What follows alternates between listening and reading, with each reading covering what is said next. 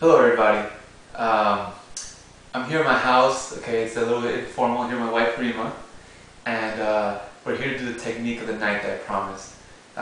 Notice we're not in the dojo. We're not even. I came back from the gym, so I'm still in my workout clothes. My wife isn't. The reason is because I made a promise to everyone on my list that tonight I was doing a technique. Now, you're probably wondering, why not just put it up for tomorrow? It's because one of the most important things of goal setting is the commitment to the goals. If you don't have any commitment to your goals, you might as well not even write them down. It's actually more disastrous to write down goals and not chase them, because then you start to lose confidence in yourself, in your own word. Because every time, it's like people that set their alarm early with the intention of doing exercise before going to work. They set their alarm early, they wake up, they hit snooze, they go back to sleep.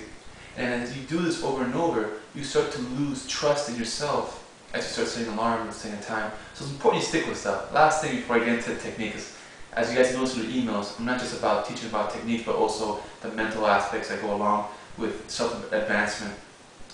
Thomas Edison, world famous inventor, guy's invented thousands and thousands of things. Like the light bulb, for instance. If you don't know about Thomas Edison, please look him up on Google.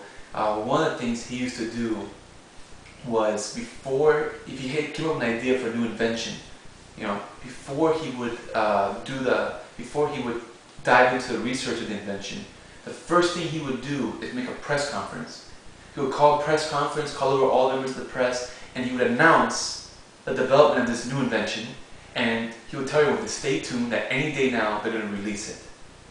And then the next day is when he would start drawing the plans out for the very first time. So why did Thomas Edison do this?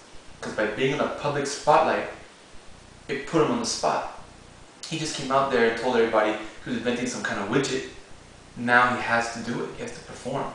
And that's what I've been doing with the internet here, with the emails, with the FFAspace.com, my online journal. I put myself in the spot. Right now, I got home at 12 in the morning, and it was a long day, and the first thing I thought was, oh man, I forgot about the video. I could have easily, if I had not announced it publicly, been like, well, you know what, I'll do it tomorrow, But by being on the spot, I don't want to let anyone down, so I do it. So I'm not saying you have to get on the internet tomorrow and start blasting your goals. I mean, you might want to do that, but you don't have to. But the main thing, the main theme is to stick with whatever you do decide to do. Have that commitment. Maybe you can share your goals with your spouse or a friend or a group of friends. Maybe you have a group of you that have a similar goal, and you all share with each other what you guys are going to do. That helps, So just keep that in mind. The commitment to your goals is crucial. Okay, so I've talked enough about that. Okay, let's go ahead and learn some moves. I'm going to show two moves that feed off each other. The first one's a very easy move. If you've trained before in martial arts and ground fighting, you already know what it is. For those that you have never have, it's a great move to learn. For those of you that are more advanced or have trained before, the next move I'm going to teach you're going to enjoy. So the first move is the Kimura, okay, from the close guard. So I'm going to do my back, and Rima's on top. Now here, what I got to look out for, obviously, when I'm in the guard, her reflex is to punch me, okay, or to choke me. It's a street fight, okay. So I got to look out for these things. Keep her tight with my legs, pull her to me, okay. Now this first submission is when their hands on the ground. How their hands going to be in the ground? Sometimes they'll post here to punch, or sometimes, their hands will be here, and when I do this, it falls. So now once it's on the ground, the first thing I'm going to do is I'm going to grab the wrist right here. Now once I grab the wrist, whichever side I grab the wrist, I'm going to put that opposite foot down on the mat. Now I'm going to sit up. As I sit up, I'm going to scoop my butt back. So I sit up, and I scoop my butt back. By scooting my butt back, it's going to make it very easy for me to do the next part of the move. The next part of the move, my hand's going to thread through here and grab my own wrist. My thumbs are going to be like, with no thumbs, the grip, just over like that. I'm going to come over and grab my own wrist. Once I have this lock here, all I got to do now is drop back into my guard, pull the arm up.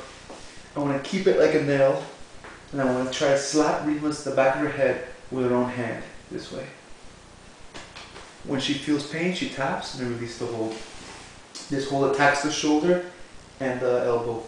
So once again, I grab the wrist, I open the guard. If you're tall enough, if you can sit up and lock it yourself without opening your guard, that's actually very good. But most of us can't do that. And I'm able to do it with Rima because I'm much bigger than her. But with someone my size, I wouldn't be able to. So I open my guard, put a foot in the ground, sit up, reach to the wrist, grab my own wrist. Now I sit back, relock my guard, keep her arm bent like an L, like tuck it in, and go to her head. Tap. Okay, and that's the Kimura from the guard. Very simple move, very effective. You don't need a lot of power either. Once you have their arm bent like that in an L, it takes very little to take it back to their head and break their arm. Notice the word, break their arm. This is dangerous stuff, okay? So do this very carefully and with the supervision of a martial artist. That's my little disclaimer, okay? Don't go and start cranking submissions carelessly and stuff. Best to do this with the supervision of somebody that knows what they're doing, okay? So they can make sure you guys are doing this stuff right. Whenever you're cranking submissions, with care and control, and make sure the other person's educated and knows about the option tap, and also to verbally tap. If your arms are all tied up, you can just say tap, just like Rima did, okay? Now the next move is the more advanced move, okay? And this move is the one to counter the Kimura from guard. So now Rima's going to do the Kimura to me. Okay, so now she goes ahead, reaches there, and throws the Kimura.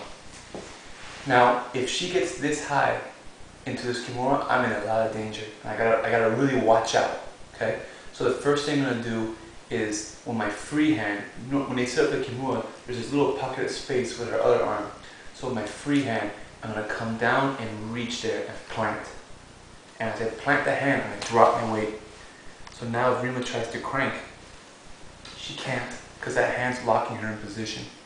Okay? And when the hand, usually when they do this, their guard's open.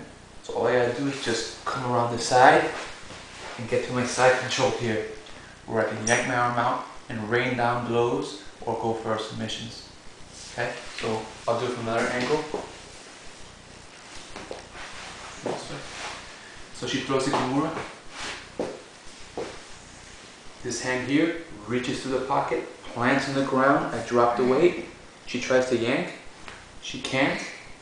Okay, from here I come around the side and I pass. Okay, now back in the same position. Go ahead. Flip some more. Now let's assume she can't do it because she's not long enough. Let's assume that she still had her legs locked around me, like if she's 6'3" or 6'4", okay? And I can't just walk around the side. So once I block the Kimura by reaching to the pocket, okay, I gotta be patient. Okay, so can you block your legs? See if it's possible. No. Okay, she can't. She tries to try it. So keep the Kimura, please. So she can't lock her legs, okay, but just pretend her legs are locked. I can't get anxious here because if I do pull my left arm out, she'll finish the Kimura. So you have to actually play the waiting game. If you want to speed up the waiting game a little bit, you can get your chin and dig it into the ribs right here. Okay? Yeah. Hurts a lot, okay? And as you dig the chin in there into the ribs, it's going to get her more anxious and eventually she'll let go of the Kimura. The second she lets go of the Kimura, let go please. You pull out your hand and you can use your free hand to either strike from here or use the free hand to open the legs so that you can pass to the side. Okay?